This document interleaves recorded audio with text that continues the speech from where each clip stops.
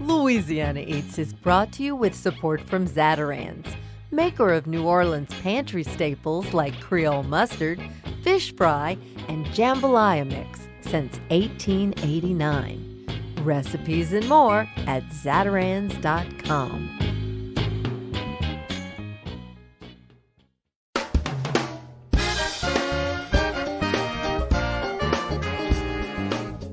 From our studios in the Southern Food and Beverage Museum in New Orleans, this is Louisiana Eats. I'm Poppy Tooker.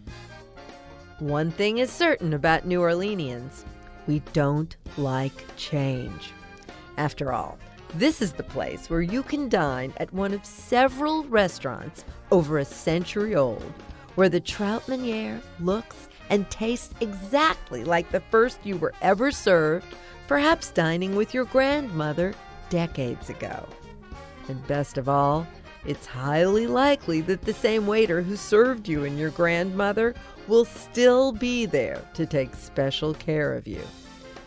That just doesn't happen in other places. Yet, despite our love for tradition, things do change here. So this week's episode is dedicated to all the things we love that just ain't there no more. Harry Batt and Katy Danos join us with memories of Pontchartrain Beach, the amusement park founded by Bryan's grandfather that entertained generations of New Orleanians for over 50 years. While we're mourning the loss of all that fun, we'll celebrate the rebirth of Hubig's Pies, a beloved treat that's been missing from the scene since a tragic fire in 2012.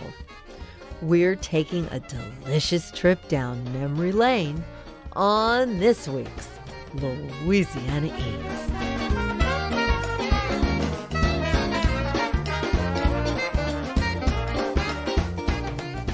Hi, I'm Bryan Batt. And I'm Katy Danos. And together we wrote the book Pontchartrain A Beach. Family Affair. Yes. We won't do this the whole interview. Longtime friends and business partners, Bryan and Katy share a love of antiques, art, and all things Big Easy style. They co-own Hazelnut, a home furnishings boutique on Magazine Street, and previously collaborated on a book about New Orleans design. And we still love to do other projects together. We still, she's like my sister from another mother. So when Bryan went through his late mother's belongings and discovered endless memorabilia about his family's amusement park, he reached out to his partner in crime. Together, they researched and wrote Pontchartrain Beach, a family affair. We really enjoyed the process of doing it really full on together. We holed ourselves up in Katy's home and did it. It was something. Joining us in the Louisiana Eats studio, both Bryan and Katy shared what they learned about the Batt family's beachfront amusement park. We began with its founding in 1928 by Bryan's entrepreneurial grandfather, Harry, who started his career working in the family's humble ice business. Like I say in the book, my grandfather was an iceman and he overcame it. He was a visionary. Right. And he was resourceful. And and persistent. And like one of my favorite things we discovered, he said, what was it? An obstacle is just an opportunity. Right. The story goes is one time he was delivering ice on a horse-drawn carriage, going down St. Charles delivering ice, and on the other side he saw a refrigerator being delivered on a Model T and said, whoops, I got to get out of this business. Now, I don't know if I believe that he would ever have been happy and fulfilled just being the Iceman. No. I think he had a personality for entertainment. Well, he wanted to go to Hollywood. Right. He wanted to move to California and try to get into the movie business. And it was my grandmother that said, no, you don't. You have a child and a wife and another one on the way, or, around that time. Right. And she also said, your hair's thinning and look at your nose. Oh. So he goes to his father and sweet talks him into leasing an arcade amusement park sort of not doing so well at the Right, it was Spanish one of Fort. the places that they delivered ice. He's observing, which I think he was a fantastic observer, and he was observing these rides, and that could be something they could make a little extra money with and tiptoe into. I was fascinated by that. He acquires, at that very start, the caterpillar, the flying scooter, The bug. the bug. bug. It was the The bug. bug That the bug stayed remained forever. the entire time. It was really the Chicago World's Fair in 1933 that sort of changed your grandfather's world vision. I think so, because that was a major, it changed a lot of people's visions. It was a major World's Fair where they were showing new technology, and they presented the Zephyr there. Which was and a bullet, very fast train. Right. And also, that fair was built on reclaimed land in Chicago. So he was seeing the what could be done with land with a different way than its original use. My grandfather said we will take sand in from Florida, right, from the Gulf Coast, and make a beach. And there'll be a recreational spot, and I will make a world-class amusement park. World-class amusement park. Swamps don't always have to remain swamps. I love the fact that he kind of fell into the 6 or 7 rides, and then he decides, I'm going to get myself to the World's Fair in Chicago, and I'm going to learn everything I can. He did the work. He put the work in. And he only had an 8th grade or 9th grade education. At Pontchartrain Beach, you'll have fun every day of the week. You'll love the thrilling ride, laugh till you slip inside. Pontchartrain Beach. There's a whole world of fun awaiting you at fun-filled Pontchartrain Beach. Your grandparents, they just seemed to be destined to be together because he was a showman, but she was even born on New Year's Eve, which sort of gave her a big reason for a party. I was fascinated by Marguerite because they married young, Very young. 16 and 19 or 16 and 21. Yeah. But from the get-go, she was game. She went back and forth to the Spanish fort. All of her sisters worked at In the the beach. business, yeah. And whenever he traveled, Harry went to every World's Fair, every local fair, regional fair, across to other international fairs, and she always went with. Yeah. She loved her modern home. Yes. Which was so deco-inspired. And so I don't think that's typical in that era in New Orleans, to pick up and go constantly like she did. Even to be a working woman. To be a working woman, Well, exactly. she also had a suitcase always packed. Yes. She said, just in case Harry got the call, she was there too. And in the diaries, she'll write about helicopter rides or the newest ride in Germany. She did all of it. And yet she's raising a family herself. They had 2 boys together, Harry Jr. and John. My dad. And there was really a serious family work ethic going on because everybody worked in the business. Harry had a very strong work ethic. I mean, it was your mother and your Aunt Faye. and Aunt Faye that begged for the first time for the men to have a day off during season. Yes. During season, they worked 7 days a week from 10 o'clock in the morning till 1 o'clock at night. In the morning. In the morning. I just did think it was hilarious that the 2 wives of the sons had to go petition because there were 5 children between the 2 families then, and you didn't see your dad much, huh? Never. Barely in the summer. I would go to the beach, to hang out or have lunch with him, or sometimes we'd have dinner, or the 4th of July we'd go on the stage and watch the fireworks. But if Dad had to be called home from work during the summer, watch out, because we were in trouble. And during the winter, all my friends what does your dad do? Well, they maintained everything. They would travel to find the new rides. They would, Hire. Book all the acts, book the everything, musicians. make sure everything was ready for the season. So it was very interesting because we never took a summer family vacation. Mom took us, but my father unfortunately never got to go with us. But it was, you look back and it's perfectly normal. I thought everyone had a roller coaster in their backyard. Don't take the sun, let's have some fun and eat some cotton candy. From coast to coast, the shores are most, and every accident. Come to Pontchartrain, come to Pontchartrain, come to Pontchartrain Beach. During the winter, when the amusement park is closed, it was sort of your personal playground. You got to ride your bike out there.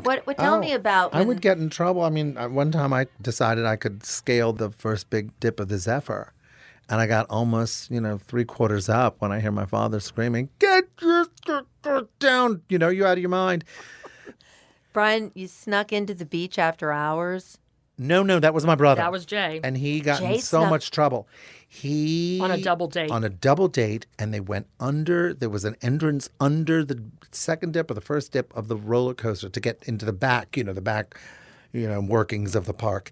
And I think he tipped the night doorman, to let him in because, he knew him. He went in and turned on some of the rides. I mean, first they did the bumper cars, and then he rode the Zephyr because he knew how to work it. And my father, I think, if he didn't, he had already had a heart attack. It might have given him another one. And fortunately, Jay was grounded for the entire summer, and not just grounded for his entire punishment. He couldn't do anything except show up at Pontchartrain Beach at sunrise, 6 a.m. and he had KP and garbage duty. Now you can imagine what that smelled like in the dead of summer.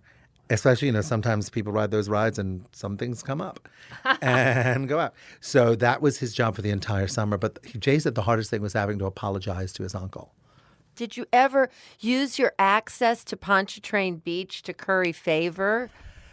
I kind of used it really as a litmus test to see who my real friends were. There were some kids that wanted to be my friend because they wanted to go to Pontchartrain Beach. And there are others that just wanted to be with me because, well, darn it, I think I'm a nice guy. And if they wanted to play and climb trees or whatever else to do, or ride bikes and everything, we were buds. But otherwise, yeah. And your cousins, I thought they verified, and Jay mentioned this too, that they had very strict rules that they were not to cut in line. Oh, yeah. They were not to try to have favoritism. And they really didn't push it too hard any more than the other employees' children. Because tell about the quarters, the painted quarters. It's one of my most favorite stories. Well, in the penny arcade, we would love to because it was air conditioned, and after riding over, you want to get cooled off. But we love to play the games, and they would take quarters, and mine were red and Jay's were blue. They would paint them so they could keep track of what was the actual money going in and out. And same for some of the some of the employees' children would get to do that too.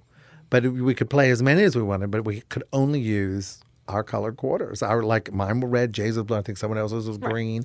And at the end of the night, they would collect them and you would use them again. The recycle. But it was I look back and I look down that midway and I can just see it in my mind, all the lights and the neon and the shine and the chaser lights and the music playing. And it was just so wonderful. Moving on out to Pontchartrain Beach, got my baby by my side. Moving on out to Pontchartrain Beach, got to dig the games and ride. After a break, Bryan Batt and Katy Danos continue with Pontchartrain Beach memories. Louisiana Eats returns in a moment. Moving on out to Pontchartrain Beach, get it all together there.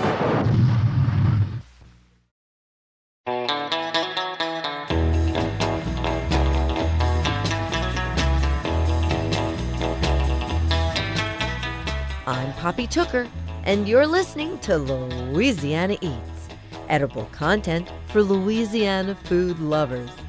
Louisiana Eats is brought to you with major support from Camellia Brand, Beans Done Right, a New Orleans tradition since 1923, and from Ralph Brennan's Redfish Grill, home of the award-winning barbecue oyster poor boy and 9 varieties of fresh Gulf fish caught and served daily.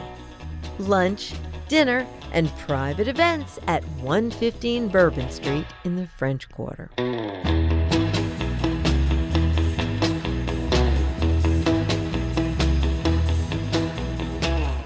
If you're just joining us, we're talking with Bryan Batt and Katy Danos, co-authors of Pontchartrain Beach, a family affair. The book chronicles stories of the Batt family beachfront amusement park. Our conversation continues with Bryan's memories of a popular arcade attraction. Bryan? Yes? Tell me about you and the stripper. Oh, okay. The stripper was one of the games at in the arcade. And of course, I loved the fortune teller and I loved the pinball machines, especially after the Who's Tommy came out and Pinball Wizard by Elton John. And there was the guy, the OK Corral guy. But kind of nestled in towards the back was this game called the stripper, and it had this little joystick, pardon the phrase, and with a little red button. And they would project somehow inside these pictures, these, sexy 70s, foxes. And every time you clicked on the little target, a portion of the clothes would come off. And I mean, you think about it now, there's no way this would fly. And I just had a very quick thumb, and I was like the master of this game. And my mother got wind of it, and that game was quickly removed from the Penny Arcade. But very funny, I mentioned it, and John Georgia sent me a picture on Facebook. A PM private messaged me an actual picture of the game. Oh, Yes. my goodness. Yeah. I think you need one again. May as well just Think what a fun thing It that was a would fun, be. for a tween boy. Let me tell you, I was popular. They would gather around. Where can you go for family fun? Let's go to Pontchartrain Beach. Good, clean, wholesome family fun. Let's go to Pontchartrain Beach. A couple of other things that really were interesting to me, and Bryan and I marveled at it, was the fact that the teenage movement of that era, that there was no social media, no cell phones, no pay phones really, and kids would either be dropped off and picked up, but they would find each other. Yeah. you would Without find a some. lot of orchestration, without Or a lot meet of planning. somebody new.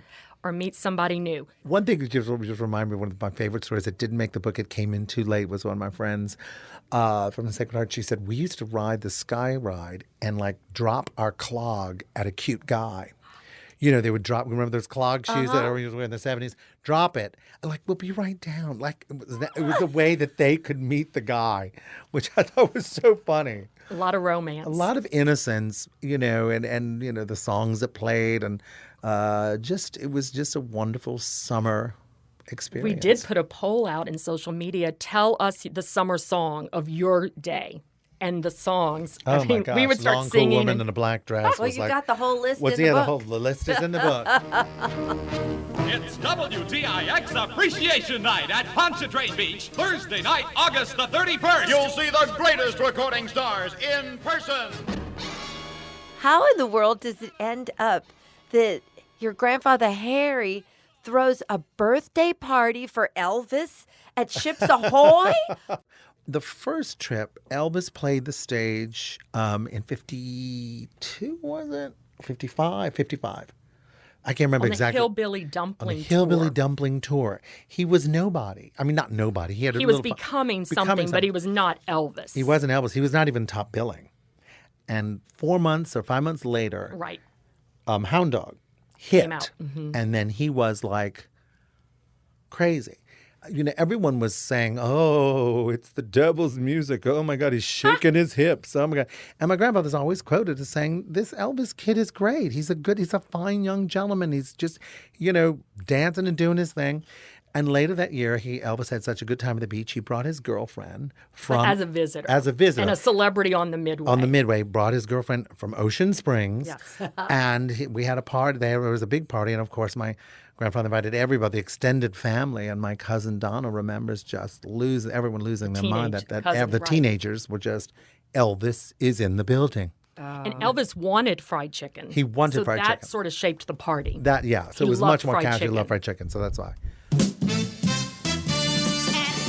At the beach, at Pontchartrain Beach, Now, everybody remembers Valley High. It was an iconic eatery.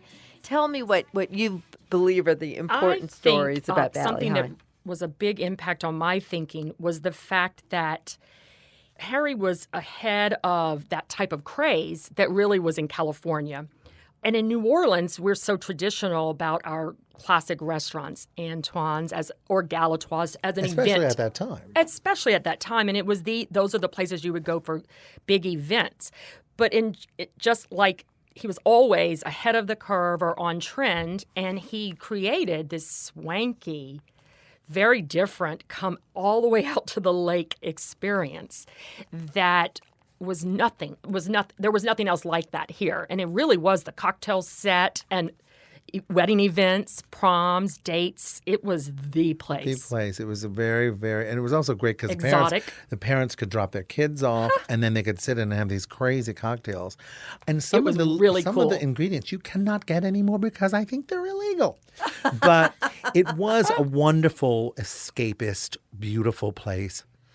I believe if you're anyone like us who are born and bred in New Orleans, who grew up with Pontchartrain Beach, you have almost a visceral reaction when you go through the pages of the book because it brings back things that you've forgotten, childhood memories. It's very funny. People come up to us now saying, well, why didn't you call me about my Right. story? And I'm like, I don't know you. How would I have known? But we had it all over social media. I think, Facebook and Instagram and everything. But there are these other websites and all these other, tributes to Pontchartrain Beach, and we put it out there. If you have a story or, or some interesting tidbit that you'd like to share, and people really did reach out. And one of my favorite things is that they're all positive. Thank you all so much for taking us on this summertime trip down memory lane. Thank you. Thank you so much Thank you. for having I'll us. go down that trip anytime with you, Poppy.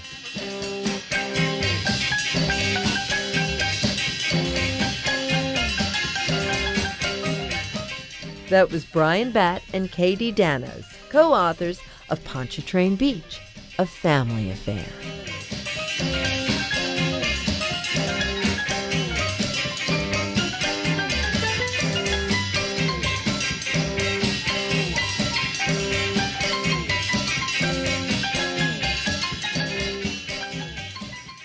My name is David Capello, and I'm the author of The People's Grocer, John G. Schwegman, New Orleans, and the Making of the Modern Retail World. There are many buildings across New Orleans that still bear the names of forgotten businesses. Though some of the signs that once read Schwagman's are long gone, the city's original grocery empire is not forgotten.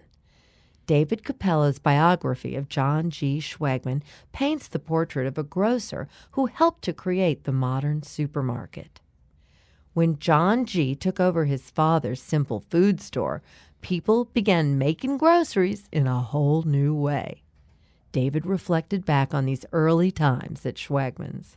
Well, those were unique days in the grocery store business. It was completely different than it is now. There were no real brands. There was just barrels and bags and such things for commodities, and people had to come and bring their own containers and walk to the store and walk back to their homes. And when they got to the store, they were just waited on individually by a clerk. When John G. took the reins and opened his first giant supermarket in 1946, the experience of shopping was quickly modernized to keep up with post-war development across the country. It was a very well-done store, and it was highly successful. And he ended up managing this store on Piety and Burgundy for almost half a century, 50 years.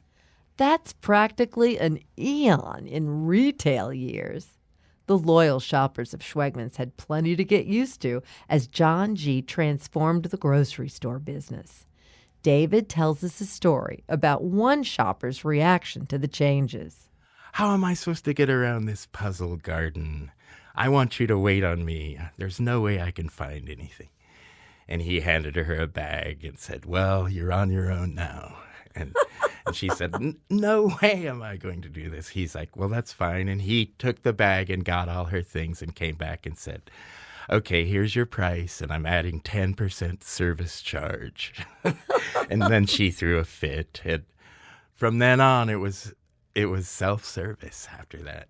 When John Schwegman opened the first Schwegman Brothers giant grocery on Airline Highway, not only was it really giant, it was filled with amazing innovations, including an air-conditioned bar located in the front of the store, where dads could cool their heels with a cold Dixie beer while mom made groceries. He had the cheapest highballs in the country, apparently. Oh, really? And a lot of the locals would go out to Schwegman's to get away from the tourists because none of the tourists could even conceive, like you said, that there was a bar in a supermarket.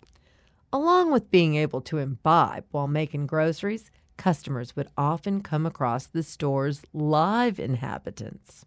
Yeah, they used to have live animals that they would render for the customers. And John Francis, the son, would come in to work on a Sunday morning or whatever while no one was in there, and he could hear the bullfrogs chirping all over the store. Was this on airline? Yes. The bullfrogs were saying knee deep on airline. Yes. It adds to the exoticism. All of that and a cold beer right in the store, too. Beer and oyster shell parking lot and all sorts of things. Schwegmann's was truly one of a kind. At the height of his success, John G. Schwegmann did something most titans of industry would never do. He became satisfied with his lot. Yeah, that's one of the great mysteries and great inspirations behind this whole Schwegmann story, is that you don't really hear about that anymore these days, about deciding that you've made enough money. After making his fortune, Mr. Schwegmann set his sights on two other lofty goals, becoming a local politician and traveling the world. He began to share his philosophical and worldly discoveries with customers through his grocery store ads. Where instead of just having a weekly ad that promotes his bargains at the store, he starts talking about his political beliefs and his morality and just whatever is on his mind. Now, he started world traveling. He had a passion for travel. He loved going on steamship voyages to Europe and eventually all over the world.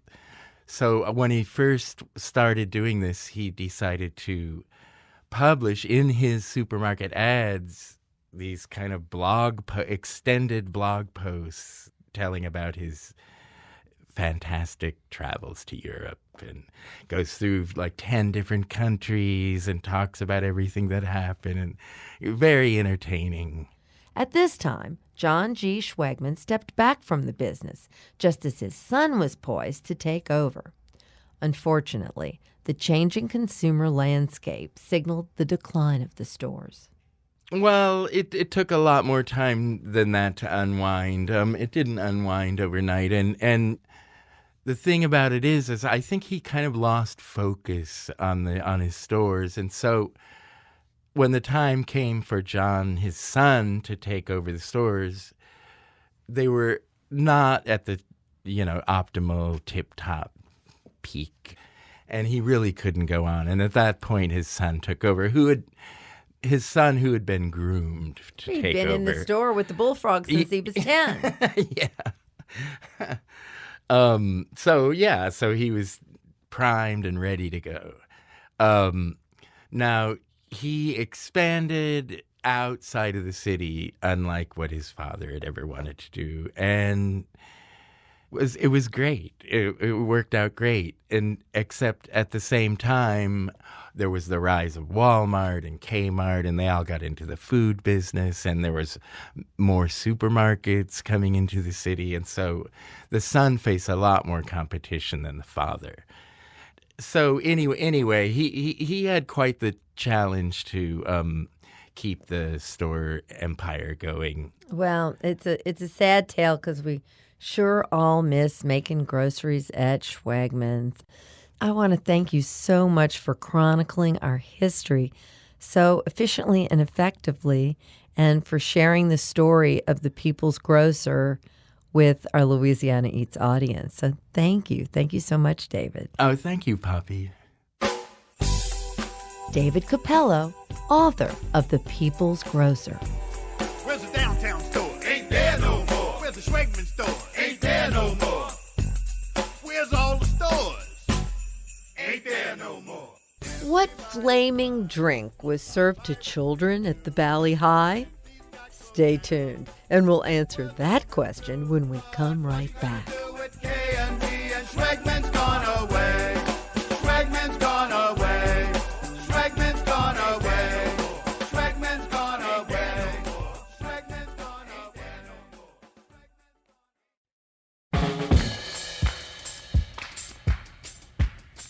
I'm Poppy Tooker, and you're listening to Louisiana Eats, edible content for Louisiana food lovers. I hope you'll join me for the launch of my new book, Drag Queen Brunch. We'll get the party started at Brennan's Restaurant on Royal Street from 4 till 6 p.m. on Friday, August 30th. Everybody's invited, so stop by for a memorable champagne happy hour at Brennan's. Then, the party continues on Saturday, August 31st, when some of the beauties from the book will join me at a meet and greet book signing at the historic New Orleans collection at 520 Royal Street in the French Quarter. So Boo is sending hooch punch. Yes, that recipe's in the book too. And our next Poppy's Pop-Up Drag Brunch, benefiting Crescent Care's Food for Friends program, takes place on Sunday, September 8th at the Parlor at the Pontchartrain with food by Jack Rose. It's sure to sell out quickly, so reserve your spot today. Tickets are available online at theparlornola.com. And now, back to Louisiana Eats.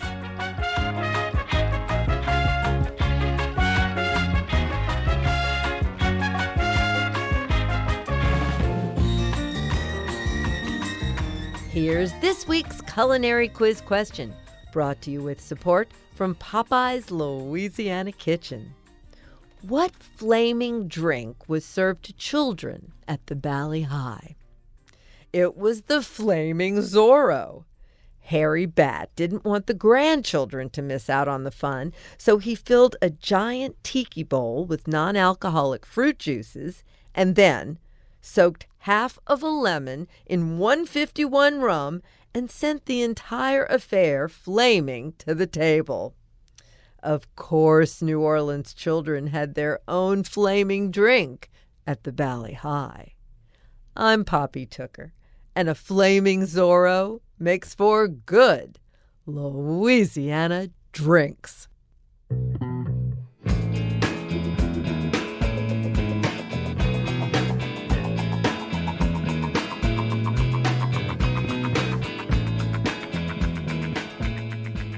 For 90 years, one of New Orleans' most beloved brands was Hubig's Pies, a bakery specializing in fruit-filled hand pies with a glazed crust. Available everywhere from gas stations to grocery stores, locals had their pick of flavors like apple, lemon, cherry, and sweet potato. Each pie was wrapped in crinkly white paper, emblazoned with Hubig's portly pie-toting mascot, Savory Simon. Founded on Dauphine Street in the Faubourg-Marigny neighborhood, the bakery managed to survive the Great Depression, World War II, and the floodwaters of Hurricane Katrina. But after a devastating fire in 2012, the company faced an uncertain future. With the news that Hubig's Pies will be back on store shelves soon, we reached back into our archives to find interviews we did with Drew Ramsey both before and after the blaze. Drew is the third-generation owner of Hubig's, and when we spoke to him in 2011, he gave us some history behind the brand. Well, there was a real man named Simon Hubig. He came from Europe at the turn of the previous century.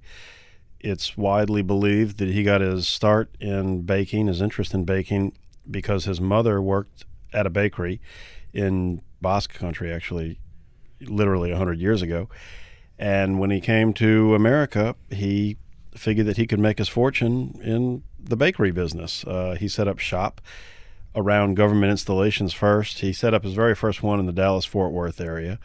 He was quite an entrepreneur. He effectively had franchises all across the country before that word was even in the lexicon. He had investors, silent partners, distribution centers, co-packing operations.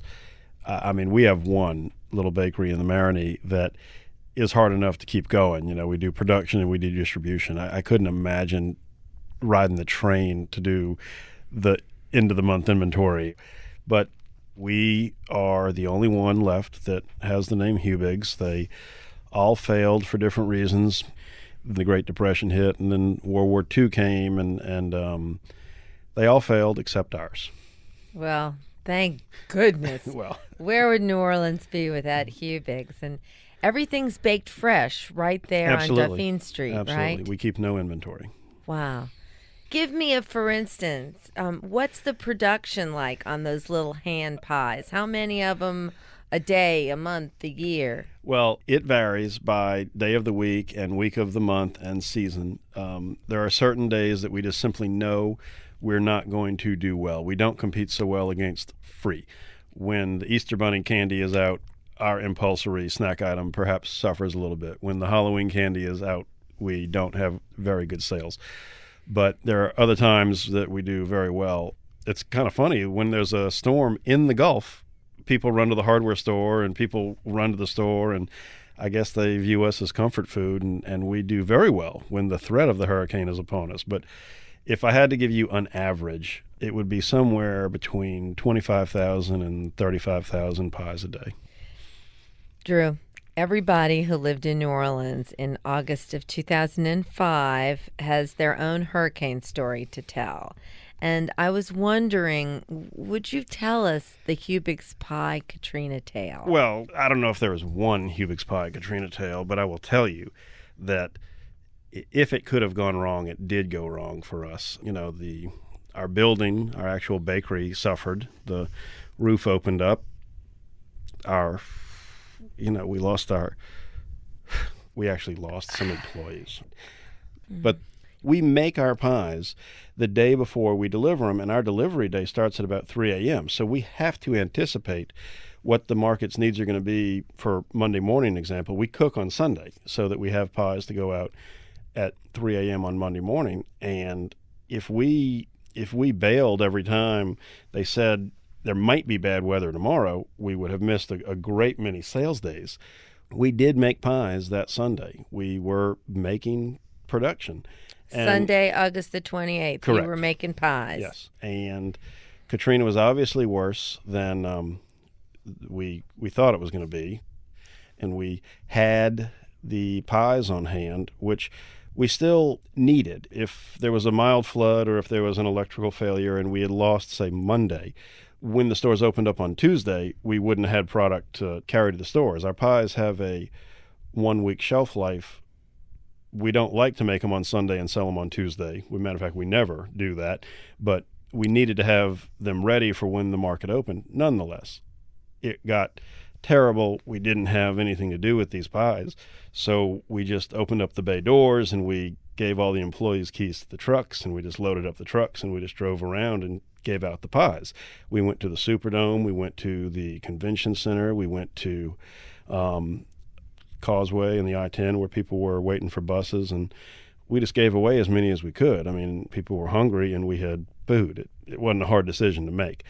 But the funny thing, I think it's funny, is we gave away pies to people, and at least one told me personally, but I heard the story from other employees, that there were other people who said, I was here for whatever. I was here for Betsy. And the first thing I had after Betsy was a pie. That I was at the YMCA at Lee Circle, and the pie truck came down the street and was giving out pies because my grandfather had to make the same exact decision. And when it looked like it wasn't going to get it to the market, he wanted to give it to people. But what you did that day, you didn't just give away the pies. What else did you give away?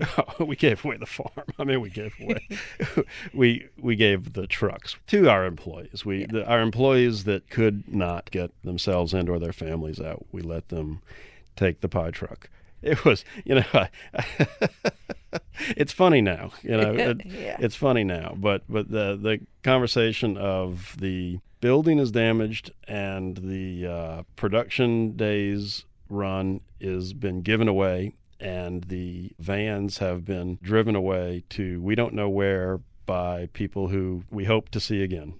And so, yeah, that was, when you're talking to your insurance agent, that's also an interesting situation. But we got back into business. All of our employees that we offered a job to who could come back to New Orleans came back, and we started to make pies. And when was that? When did you get back into the pie business? January of 2006. There were a lot of happy people, I bet. That was a fun time. We just made the pies, and we didn't really know even where we could sell them. A lot of the stores that we sold to previously had not come back into business. We were kind of reinventing the wheel. But we made them, and just because we're Hubigs, we actually gave away the first batch. If I don't know if you knew that part of the story, but we made a batch of pies and just gave them away. Just gave them away. We gave them to we gave them to the fire department, the police department, the EMS people. There was still the National Guard in town. We took them to those people. We gave them to people at the hospitals. Anybody who thought they looked worthy, we just gave them a pie. What else can you do? That was Drew Ramsey speaking with us back in 2011. On July 27th, 2012, the city of New Orleans awoke to the news of an overnight 5-alarm fire at the Hubigs Pies Bakery. 95 firefighters battled a blaze that leveled the facility, including factory equipment dating back generations. What followed was a run on their popular product. Early risers who heard the news rushed to stock up on hand pies while they were still on store shelves. By the time the sun was up, locals were hard-pressed to find savory Simon's smiling face anywhere. A week after that Friday morning fire, Drew Ramsey joined us in the studio with an update. You arrived on the scene pretty early that morning? Yes, I was called by our nighttime receiving guy who was there, and I got there and watched the fire and the firemen before all of the fire trucks had arrived. As I think most people know, it started to engulf the building and it started to get worse, and they called in more troops and more support. I don't have the final figures, but I know that there were a lot of fire trucks and a lot of firemen by the time it all got brought under control. And they did a really good job. We're really happy that they were able to contain it. We suffered a complete and total loss, but nobody's life was in danger. There's no fatalities. There's no injuries. And the neighbor's property that was damaged is fixable. There was no one hurt, but there were people in the building? Yeah, we don't have quite a 24-hour operation, but we have almost a 24-hour operation. And the production run for Friday sales day, we make the product all day Thursday. We cook the filling, we cook the pies, we ice them, we cool them, we wrap them, we put the orders up, and we clean up. And then there's a little bit of downtime until the nighttime receiving guy that we previously spoke of comes in and turns off the alarm and counts the orders and such. And he had done that at about 3 o'clock in the morning, and there was actually a handful of our trucks, our delivery men, that had made it in, loaded up their orders, and headed out on their routes. There were some fresh pies delivered Friday morning. It is my understanding that they didn't make it very far into their routes. The customers from the day before had paged the guys and said, we're out of pies. People stopped them in parking lots and bought whole trays of pies from them. It was there wasn't a whole lot of pies to be purchased at the end of the day. Once the news spread, the pie was can I say hot commodity? You're smiling. Well, it certainly is even more of a Louisiana icon than it ever was before. Drew, when do you think we might be able to eat a Hubigs pie again? The answer is as soon as possible. I have no idea. People have asked, how can I support you? And people wanted to pre-order pies. But we, as a company, really don't like to promise what's beyond our control. So we probably aren't going to offer a pre-ordered pie, but we are going to offer, you can certainly always buy a T-shirt. The T-shirt sales are real, and that's real support. So there's little things that you can do, but the greatest thing you can do is not forget about us, and when we get back in business, buy a pie.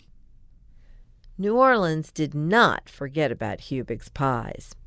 As Drew began rebuilding, his company was buoyed up in part by locals buying Savory Simon merchandise.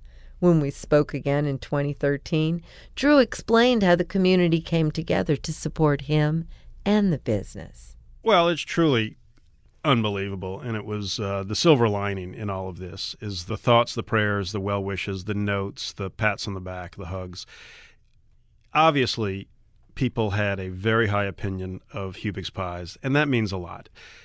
Tragedy of this level, catastrophe, would be devastating, I think, to any employer, any business, any family business in particular.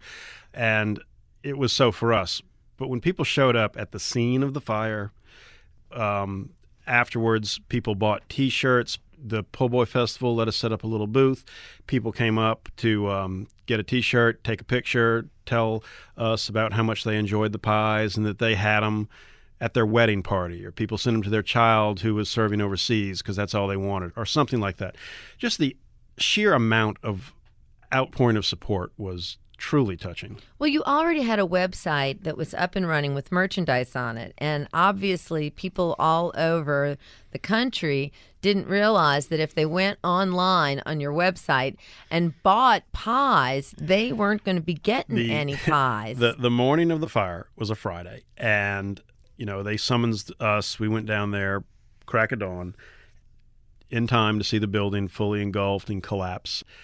Getting to the website was not the top priority, and by the time we did, there was an unbelievable amount of pie orders, and we had to contact each one of those people and say, we're sorry, it's not possible right now. But the response you got from those people was kind of sweet and of itself. It was very sweet in and of itself. It was, keep the money, you need it more than I do right now. It was, don't worry about it, send it to me when you can. It was whatever's easier for you, even when there was a price discrepancy, not in their favor. Just people were unbelievably generous and unbelievably understanding.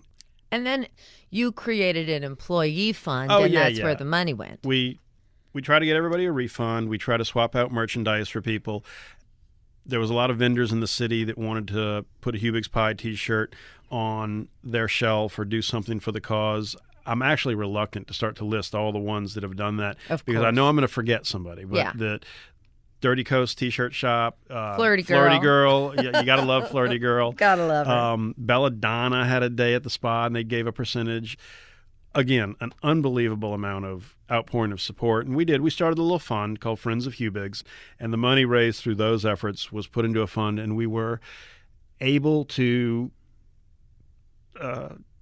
get some money to the employees. Well, thank you so much for doing this interview, and I am so thrilled to know that it's going to all be okay. Well, I do think it's all going to be okay. And the support that we have gotten from every corner of this city really makes it easier for me to say that. We have gotten a tremendous amount of support, and everybody is genuinely interested in seeing this project succeed. And that makes life a little easier. Third-generation owner of Hubig's Pies, Drew Ramsey, speaking to us in 2013. After a long hiatus, Hubig's Pies is now finalizing the location for a new facility in Jefferson Parish. Production is set to begin in 2020. I was feeling nostalgic for the days when my thoughts drift onto my head from the ceiling. I remember the feeling. That's it for this week's edition of Louisiana Eats, edible content for Louisiana food lovers. Catch up on previous editions and hear all about upcoming special events by visiting poppytooker.com. You can find videos, recipes, and even order cookbooks there. Louisiana Eats is made possible with major support from Popeye's Louisiana Kitchen, Zatarain's, and from Camellia Brand Beans. Additional support for Louisiana Eats is provided by the Shreveport-Bossier Convention and Tourist Bureau and from Tableau, brunch and dinner daily with outdoor balcony dining overlooking Jackson Square. Original theme music composed by David Pomerleau and performed by Johnny Sketch and the Dirty Notes. Big thanks to senior producer Joe Schreiner and special projects manager Reggie Morris. And to our business manager and social media maven, Maddie Mullidew. Come visit us anytime in our Louisiana Eats studios at the Southern Food and Beverage Museum. We're on Instagram and Facebook, too. Louisiana Eats is a production of Poppy Tooker Broadcasting.